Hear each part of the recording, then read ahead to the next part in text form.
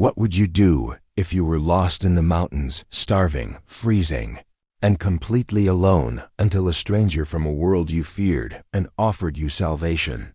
This story isn't just about survival, it's about what happens when fate crosses two very different lives on a trail no one else dares to walk. Thank you so much for watching and for all your comments. Let me know at the end if you liked the story, and where you're watching from and why you're following this. Sarah Bennett clutched her thin shawl tighter as the biting wind of the Colorado mountains whipped around her. 3 days ago, she had been traveling with a wagon train headed to Denver when they were attacked by bandits. In the chaos, she had fled into the wilderness, becoming hopelessly lost among the towering pines and rugged terrain. "I should have stayed with the others," she whispered, her voice carried away by the wind. Her stomach growled painfully, a stark reminder that her meager supplies had run out the previous day. The October sky was darkening rapidly, promising another freezing night. Sarah was the daughter of a Boston merchant who had died suddenly, leaving her with mounting debts and few prospects. The promise of teaching positions in the expanding Western territories had drawn her to this journey, but now that dream seemed as distant as the stars beginning to appear overhead. "Just keep moving," she told herself, forcing her trembling legs forward. "Someone will find you." But doubt gnawed at her confidence with every step. The mountains were vast, and winter was approaching fast. Few travelers ventured through these parts this late in the season, and those who did might not be friendly. As darkness fell completely, Sarah stumbled upon a small outcropping of rock that provided minimal shelter from the wind. She huddled against the cold stone, wrapping her arms around herself in a futile attempt to preserve warmth. "Please," she prayed, tears freezing on her cheeks. "I don't want to die out here alone." The howl of a wolf in the distance sent a shiver of fear through her exhausted body. She closed her eyes, trying to imagine herself back in her father's warm shop in Boston, surrounded by books, and the scent of ink. Morning came with no mercy, the pale sunlight offering little warmth. Sarah's fingers were numb as she tried to comb through her tangled auburn hair. Her once neat traveling dress was torn and soiled, and her boots were wearing thin from the rocky terrain. She forced herself to her feet, wincing at the pain in her blistered heels. The landscape around her was breathtaking, towering mountains with snow-capped peaks, valleys filled with pine forests, and clear streams rushing over ancient rocks. Under different circumstances, she might have appreciated the beauty, but now it only represented the vastness of her isolation. By midday, Sarah's vision had begun to blur. Her steps became unsteady, and twice she nearly tumbled down steep inclines. The hunger had become a constant companion, a hollow ache that refused to be ignored. "Just a little farther," she murmured, though she had no destination in mind. "Just keep moving." As the sun began its descent once more, Sarah's strength finally gave out. She collapsed beside a small stream, the cold water rushing past just inches from her face. She lacked even the energy to reach out and drink. "Father in heaven," she whispered, "if it is my time, please make it quick, and if not, send me help. Please send me help." As consciousness began to slip away, Sarah thought she heard the soft sound of hoofbeats. Her mind, delirious with hunger and exhaustion, dismissed it as wishful thinking until a shadow fell across her face. Through blurry vision, she saw the silhouette of a man against the setting sun. He was mounted on a horse, his long hair blowing slightly in the wind. For a moment, Sarah thought perhaps death had already claimed her, and this was an angel come to guide her home.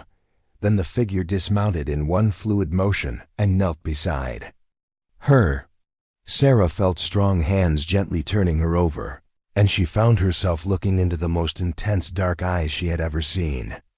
The man's face was weathered and proud, with high cheekbones and a strong jaw. He wore buckskin clothing adorned with intricate beadwork, and a single eagle feather was tied into his long black hair. "Can you hear me?" he asked, his English accented but clear. Sarah tried to speak, but no words came. Instead, she managed only a slight nod before darkness claimed her completely. When she next opened her eyes, Sarah was lying beside a small fire. A blanket of unfamiliar design covered her, and the night sky stretched endlessly above. She turned. Her head to find the man sitting across the flames, watching her intently. "You are awake," he said, rising and bringing a water skin to her. "Drink slowly." Sarah's hands trembled as she accepted the offering, taking small sips as instructed. The water was the sweetest thing she had ever tasted. "Thank you," she managed, her voice raspy. "Who are you?" The man studied her for a moment before answering. "I am called Swift Hawk of the Comanche people. And you are far from where you should be, pale woman." Sarah's mind reeled at the man's words. Comanche, stories of savage, attacks on settlements and wagon trains flashed through her memory tales she had heard during her journey westward. Yet here was one of these feared warriors having saved her from certain death. "I'm Sarah Bennett," she offered hesitantly. "Our wagon train was attacked by bandits. I ran and became lost." She attempted to sit up but found her strength had not yet returned. Swift Hawk nodded, his expression revealing nothing of his thoughts. "The white bandits grow bold in these mountains. They prey on their own kind." He reached for something beside him and held out a strip of dried meat. "Eat, but slowly. Your stomach will reject food if you take too much." Sarah accepted the offering with trembling fingers. The meat was tough and gamey, but to her famished body, it was a feast worthy of kings. She chewed carefully, savoring each morsel as strength gradually returned to her limbs. "Why did you help me?" she finally asked, the question that had been burning in her mind since she awoke. Swift Hawk tended the fire before answering. "The Great Spirit places each of us on paths that cross for reasons. It is not for me to question why you were placed on mine." He rose gracefully and moved to check on his horse, a magnificent painted stallion tethered nearby. Sarah watched him, noting the confident way he carried himself. He was younger than she had first thought, perhaps 30 years of age, and moved with the fluid grace of one completely at home in this wilderness. "We will rest here tonight," he said, returning to the fire. "Tomorrow I will take you to the trading post at Cedar Creek. The white settlers there can help you find your people." Relief washed over Sarah. Cedar Creek, she had heard it mentioned by the wagon master as a stop on their journey. Perhaps some of the others had survived and made their way there. "Thank you," she said softly. "I don't know how to repay such kindness." Swift Hawk's expression remained impassive. "There is no debt between us." As night deepened around them, Sarah found herself studying her rescuer in the firelight. His features were proud and handsome, his movements deliberate and assured. Despite her fear and exhaustion, she felt oddly safe in his presence. "You are far from Comanche lands," she ventured, remembering what little she knew of Western geography. Swift Hawk nodded. "My people once roamed much farther, before the white man's hunger for land pushed us south. I come north sometimes to trade and to visit sacred places of my ancestors." His dark eyes reflected the dancing flames. "And you, Sarah Bennett? What brings a woman alone to these dangerous mountains?" Sarah hesitated, then decided honesty was the only appropriate response to the man who had saved her life. "My father died, leaving debts I couldn't pay. I was traveling to Denver to take a position as a schoolteacher." She smiled ruefully. "I'm afraid I'm not proving to be very good at frontier life." To her surprise, a hint of amusement flickered across Swift Hawk's stoic features. "Few are, when they first arrive. These mountains do not forgive mistakes easily."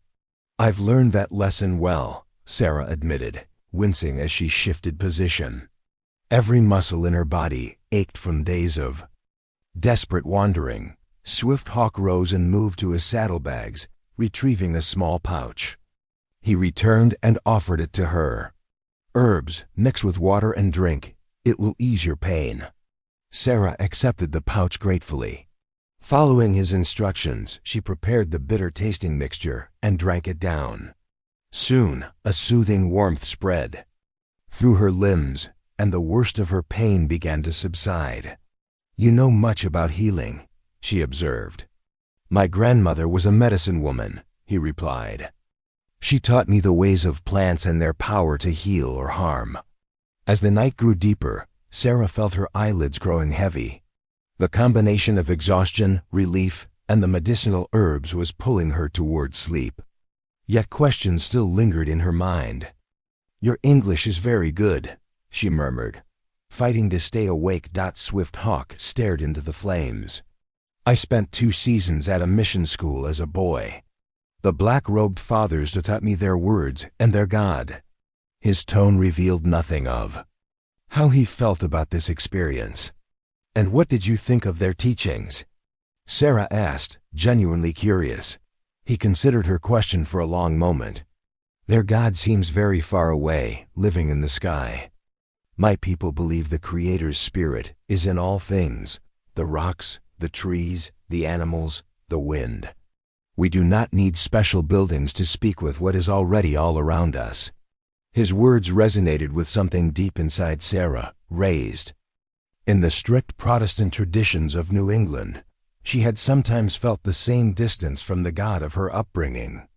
"I think," she said slowly, "that perhaps our beliefs are not so different as we might think."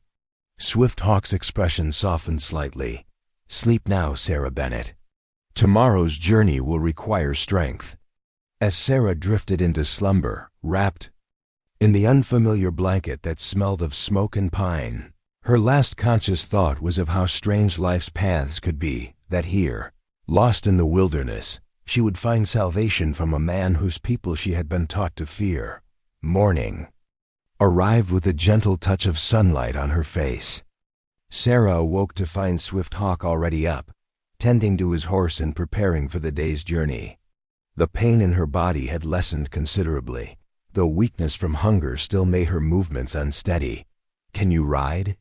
he asked directly, offering her a small breakfast of dried berries and more of the tough jerky. Sarah hesitated. Her experience with horses was limited to occasional carriage rides in Boston. "I've never ridden properly," she admitted. Swift Hawk nodded, as if her answer was expected. "You will ride with me then. Cedar Creek is 1 day's journey from here." The morning sun cast long shadows as Swift Hawk helped Sarah onto his horse. His strong hands steadied her as she settled awkwardly onto the animal's back, her city-bred legs unaccustomed to straddling a horse. "Hold here," he instructed, guiding her hands to the front of the saddle. With a graceful leap, he mounted behind her, his presence solid and reassuring at her back. Sarah felt a moment of discomfort at the impropriety of such close contact with a stranger. No less, but frontier necessities quickly overruled Boston proprieties. They set off at a steady pace, the horse picking its way confidently through the rugged terrain. Sarah marveled at how differently the landscape appeared from horseback, compared to her desperate wandering on foot. What had seemed an endless maze of identical trees and rocks now revealed itself as a varied tapestry of natural beauty. "How do you find your way?" she asked over her shoulder. "There are no roads, no signposts." Swift Hawk's voice came from close behind her. "The mountains themselves are the signposts. That peak there," he pointed to a distinctive double-humped mountain to their west, "is what my people call Sleeping Buffalo. The white men name it differently. As long as it stays on our left until midday, we are on the right path." As they rode, Sarah became increasingly aware of the man behind her. His breathing was steady, his posture relaxed yet alert. Occasionally, he would point out tracks in the soil or signs of animal presence that would have been invisible to her untrained eye. "Their deer passed here this morning," he said, indicating a set of delicate hoofprints. Later, he gestured toward a disturbed patch of earth, grizzly, looking for roots. "We will avoid that direction." Sarah shuddered at the mention of bears. "Are there many dangerous animals here?" "The mountains have teeth and claws," Swift Hawk replied matter-of-factly. "But most creatures avoid humans if they can. It is other men you should fear more in these lands." The morning stretched into afternoon as they made their way through valleys and across streams. Sarah's body ached from the unaccustomed posture of riding, but she refused to complain. Compared to her previous plight, this discomfort was nothing. "May I ask you something?" she ventured during a brief stop to rest the horse. Swift Hawk handed her the water skin and nodded once. "Your people and mine. There has been much conflict between us. Yet you saved me without hesitation. Why?" He considered her question, his dark eyes scanning the horizon before returning to meet her gaze. "There are good and bad among all peoples. I have known white men who would kill a Comanche child without thought, and others who would share their last morsel of food. I judge the person before me, not the color of their skin or the language of their birth." His words struck Sarah deeply. How different this was from the simplistic views she had heard expressed in drawing rooms and churches back east, where entire peoples were dismissed as savages without consideration of their humanity. "Your wisdom shames me," she admitted. "I was raised with many false ideas about your people, and I was taught that white women were weak and useless," he replied, a hint of amusement in his voice. "Yet here you are, surviving days alone in the mountains with no food or proper shelter. Perhaps we both have things to learn." They continued their journey as the sun began its westward descent. Swift Hawk guided his horse up a steep ridge, and when they reached the top, he pulled to a halt. "Look there," he said, pointing to the distance. Sarah squinted against the sunlight and saw, nestled in a valley perhaps 3 miles away, a collection of wooden buildings surrounding what appeared to be a central trading post. "Cedar Creek." Swift Hawk confirmed. "We will reach it before sunset." Relief flooded through Sarah at the sight of civilization, yet it was tempered with an unexpected pang of regret. Soon she would part ways with this man who had saved her life, this man whose quiet strength and wisdom had begun to challenge everything she thought she knew about his people. As they descended toward the settlement, Swift Hawk grew more vigilant, his posture stiffening slightly behind her. "Is something wrong?" she asked. "Some in that town will not welcome a Comanche," he replied evenly. "I am known to the trader Benjamin Wells. He is a fair man, but others... He left the thought unfinished. Sarah felt a surge of protective indignation. "You're bringing me to safety. Surely they will recognize that." Swift Hawk's soft chuckle held little humor. "Your people's gratitude often has a short memory, Sarah Bennett." As they approached the outskirts of Cedar Creek, they encountered their first other human since Sarah's rescue, a pair of hunters returning with a deer slung between them. The men stopped abruptly at the sight of Swift Hawk, their hands moving instinctively toward their rifles. "The lady was lost in the mountains," Swift Hawk called out before they could speak. "She needs help." The hunters exchanged glances, their suspicion evident even as their eyes took in Sarah's torn dress and obvious exhaustion. "That true, ma'am?" one of them asked gruffly. "This Indian treating you proper?" Sarah straightened her back, summoning every ounce of the dignity that had been her shield in Boston society. "This man saved my life when I was starving and lost. He has behaved with nothing but honor and kindness. I would be dead without his help." The hunters seemed taken aback by her educated speech and fierce defense. After a moment, the older of the two nodded. "Town's just ahead. Trading post has a woman who can help you get cleaned up." His eyes flickered to Swift Hawk. "Wells knows you're coming. He will not be surprised," Swift Hawk answered coolly. The men stepped aside, allowing them to pass. Sarah could feel their stares following as they continued toward the settlement. Cedar Creek proved to be little more than a collection of rough buildings, gathered around the central trading post, a substantial 2-story structure that served as store, post office, and apparent social center for the area. A few curious faces peered from windows and doorways as Swift Hawk guided his horse to the hitching post outside the trading post. He dismounted first, then helped Sarah down, his strong hand steadying her as her feet touched ground for the first time in hours. Her legs nearly buckled beneath her, and she grabbed his arm for support. "Thank you," she murmured, painfully aware that this might be their final moments together. Before Swift Hawk could respond, the door of the trading post swung open, and a barrel-chested man with a graying beard emerged. He surveyed the scene, quickly, his weathered face breaking into a surprised expression.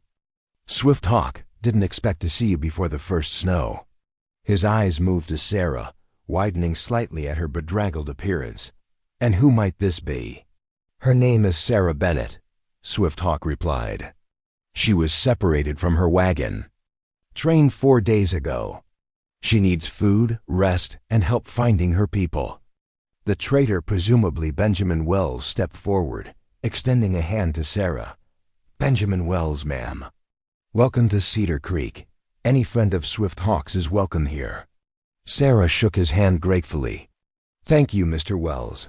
I'm afraid I've had quite an ordeal." Wells nodded understandingly.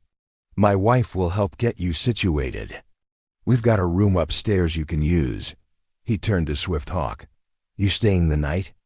Got some new trade goods in last week I thought might interest you." Sarah held her breath, waiting for the answer. Swift Hawk's eyes met hers briefly before returning to Wells. "I will stay until morning," he said. "I would know that Sarah Bennett is safely on her path before I return to mine." The trading post's upstairs room was small but clean, with a narrow bed and a window overlooking the dusty main street of Cedar Creek.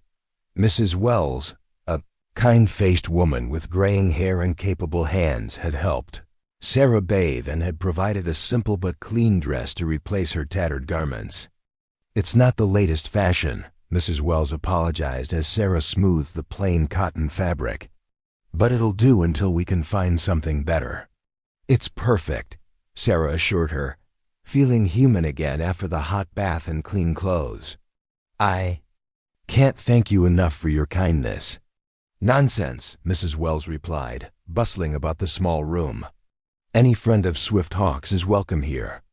That Comanche has done more good turns for folks around here than most care to admit." She lowered her voice conspiratorially. "Course some still look at him sideways, but Benjamin won't hear a word against him. Says he's the most honorable man he's ever met, red or white." Sarah's heart warmed at these words. "He saved my life," she said simply. "I was certain I would die out there." Mrs. Wells nodded knowingly. "The mountains don't forgive mistakes, especially this time of year." She patted Sarah's hand. "You rest now. Supper's in an hour, and I've sent word to Fort Collins about your wagon train. If any survivors made it there, we should hear something in a day or two." After Mrs. Wells departed, Sarah moved to the window, gazing out at the settlement, bathed in the golden light of late afternoon. From her vantage point, she could see Swift Hawk standing with Mr. Wells near a storage shed behind the trading post, examining what appeared to be bundles of furs. Even from a distance, his dignified bearing set him apart. What would happen to her now? If survivors of her wagon train were found, she would continue to Denver as planned. If not, the thought left her feeling adrift once more. Her teaching position might still be open, but the money she had saved for establishing herself, there had been in her trunk on the wagon. A knock at the door interrupted her thoughts. "Come in," she called, expecting Mrs. Wells returning with more linens or perhaps news. Instead, Swift Hawk stood in the doorway, his tall frame nearly filling the space. He had removed his travel gear, but otherwise looked the same proud, composed, slightly out of place in the confines of the small room. "Mr. Wells said you were resting," he said, hesitating at the threshold. "I can return later." "No, please." Sarah gestured him inside, suddenly acutely aware of the impropriety of receiving a man alone in her bedroom. but frontier necessities again overshadowed Eastern conventions. I wanted to thank you properly now that I'm not half delirious with hunger. Swift Hawk entered, but remained standing near the door, maintaining a respectful distance. You are feeling stronger? Much. She smiled. Mrs. Wells has been very kind. She says they've sent word to Fort Collins about my wagon train. He nodded. Good.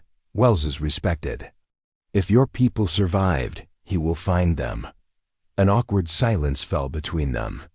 There was so much Sarah wanted to say, yet the words seemed inadequate. Will you return to your people now? She finally asked. Not immediately. I have trading to complete first. His dark eyes studied her face. What will you do if your wagon train is lost? The question brought her uncertain future into sharp focus. Continue to Denver, I suppose. I still have the letter offering me the teaching position. She sighed. Though without my belongings and savings, it will be more difficult than I planned. Swift Hawk considered this, his expression thoughtful. The school in Denver, they teach white children only. The question surprised her. I don't actually know. The letter simply mentioned a need for teachers as the city grows. She tilted. Her head, curious. Why do you ask? My people are changing, he said slowly. The old ways alone will not ensure our survival. Some of us believe we must learn the white man's knowledge while keeping our own. His eyes met hers directly. Teachers who respect both would be valuable. The implication of his words slowly dawned on her. Are you suggesting I might teach among the Comanche? It is just a thought, he replied with a slight shrug. The reservation agent speaks of bringing teachers, but those who come look at us with contempt. They see only what they wish to change, not what is worth preserving. Sarah was stunned by the possibility he presented, so different from the path she had envisioned for herself, yet somehow resonating with something deep within her. I would need to learn so much, she said, thinking aloud. Your language, your customs ... And my people would learn from you, he replied. Is that not the purpose of true teaching, that both sides grow wiser? Before she could respond, Mrs. Wells's voice called up the stairs, announcing that supper was ready. Swift Hawk stepped back toward the door. You need not answer now, he said. It is a path few white women would choose. Sarah began, but he had already turned to leave. We will speak more at supper, he said over his shoulder. The meal that evening was a simple but hearty affair: venison stew, cornbread, and apple pie served at the large table in the Wellses' living quarters, behind the trading post. Besides Sarah and Swift Hawk, there were two other guests, a traveling tinker and a young cattle buyer from Denver. The conversation flowed surprisingly easily, with Mr. Wells acting as the social glue that bound the diverse group together.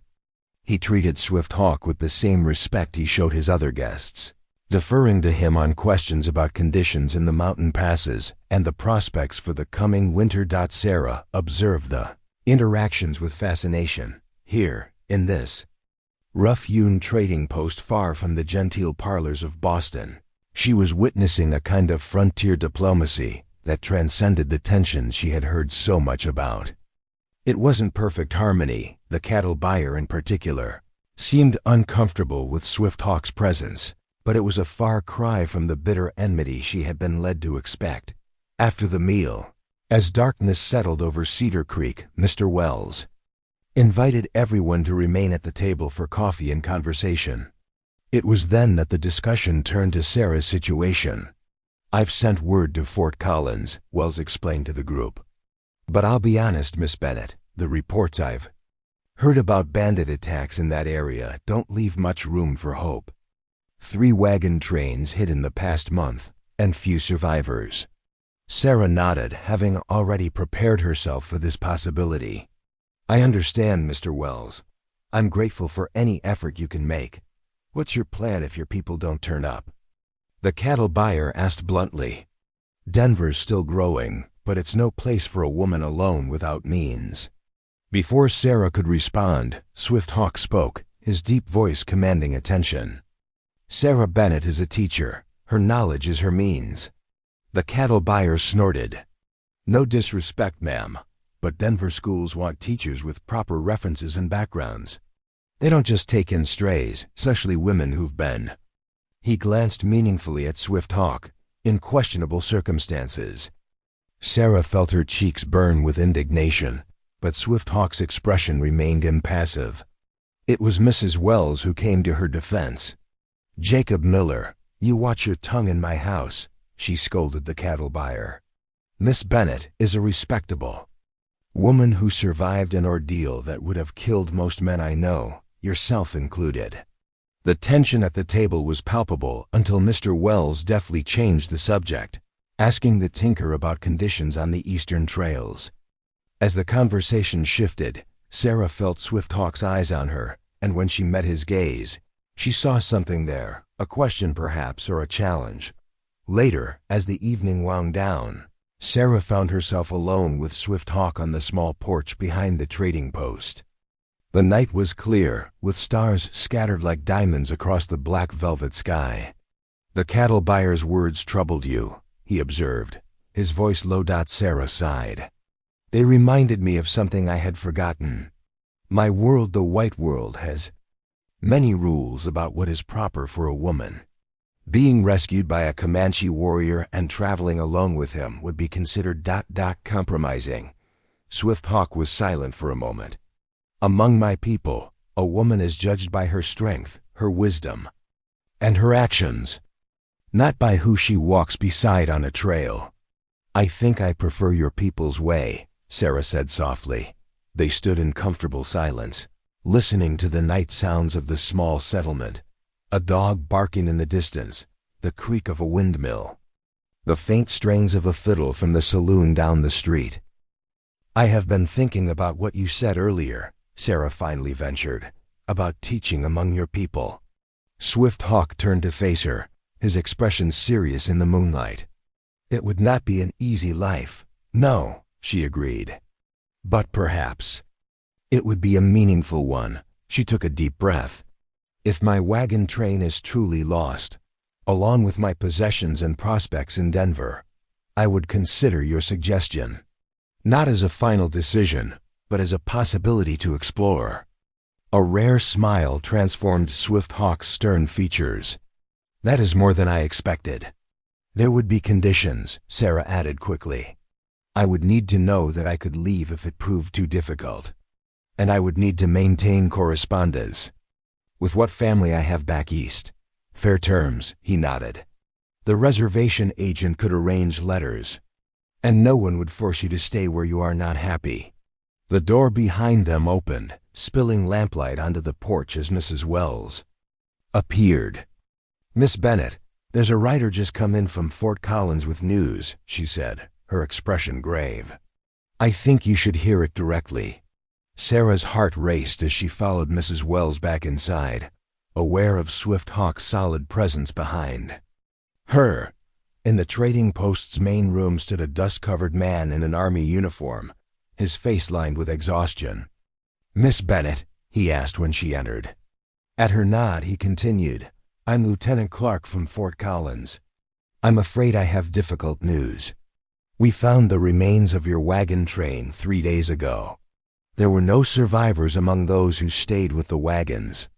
Though she had prepared herself for this possibility, the finality of it still struck Sarah like a physical blow. "Thank you for telling me," she managed, her voice steady despite the turmoil inside. "There's more, ma'am," the lieutenant added. "We found this among the wreckage." He held out a small, scorched book. It had your name inside the cover. With trembling hands, Sarah accepted the book, her father's Bible, which she had carried as her most precious possession. Somehow, it had survived the destruction that had claimed everything else she owned. "Thank you," she whispered, clutching the Bible to her chest. The lieutenant nodded awkwardly. "The Army sends its condolences, ma'am. If you need transportation to Denver or elsewhere, we can arrange an escort when I return to the fort." Sarah felt Swift Hawk's presence behind her, solid as a mountain. In that moment, with her past literally reduced to ashes and the Bible in her hands, clarity came to her with surprising force. "That's very kind, Lieutenant," she said, her voice growing stronger, "but I believe I already have plans." She turned to look at Swift Hawk, whose dark eyes held a question. With a slight smile, Sarah gave a barely perceptible nod, a silent agreement to the path he had offered. As dawn broke the next morning, Sarah stood beside Swift Hawk's horse at the edge of Cedar Creek. She had exchanged the borrowed dress for more practical clothing provided by Mrs. Wells's sturdy skirt, woolen shirt, and leather boots better suited for the journey ahead. "You're certain about this?" Mr. Wells asked for the third time since breakfast. Denver would be the safer choice. "I'm certain," Sarah replied, surprising herself with the conviction in her voice. "Sometimes the path chosen for us isn't the one we're meant to follow." Mrs. Wells pressed a small bundle of supplies into her hands. "You write to us, you hear? Let us know how you're faring." "I promise," Sarah assured her, touched by the woman's concern. With Swift Hawk's help, she mounted the horse, settling more comfortably than she had during their first ride together. As he swung up behind her, she felt none of the awkwardness of their initial journey, only the certainty that, against all odds and expectations, she had found her way. "Ready?" Swift Hawk asked, his voice close to her ear. Sarah took one last look at Cedar Creek, then turned her gaze to the mountains beyond mountains that had nearly claimed her life, but had instead led her to an unexpected destiny. "Ready," she answered, and they rode together into the morning sun.